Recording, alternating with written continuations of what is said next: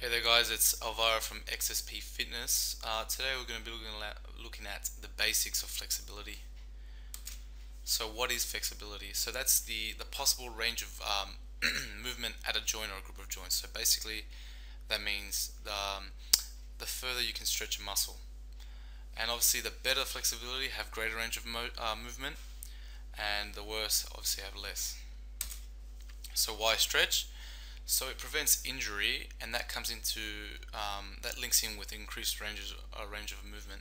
So obviously, if you have an increased range of movement, the likelihood of injury decreases vastly. It also prepares the muscles for exercise, and it improves relaxation of the muscles, and it prevents tiredness after training. And those 2 points come down to a cool down. And pretty soon I'll make a detailed video about a cool down.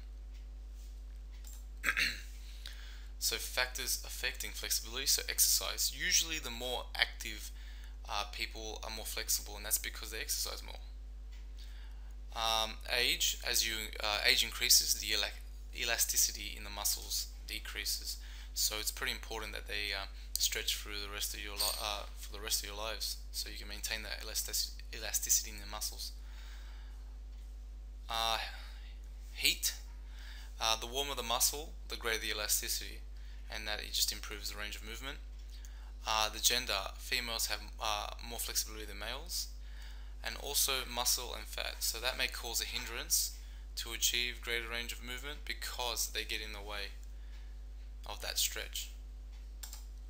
So what stretches? So static stretches. That's holding a stretch for about 15 to 30 seconds in a static position, and then just changing it as you need to, and the required parts that you're gonna train in that in that session. Dynamic is moving while stretching. So that's basically like your calf pumps, or your high knees, or your butt kicks. That's just all dynamic. P&F is partner-based stretching, and that is basically you have a person, for example, you have a person lie down on their back with one of their legs straight up in the air, and the other partner sort of pushes their leg towards the individual on the ground, and the individual on the ground has to resist that. And you hold that for about 15 to 30 seconds also, and you keep doing it. And you'll notice that as you keep doing it, you can the partner standing up can push further and further. So that's probably the most effective stretch.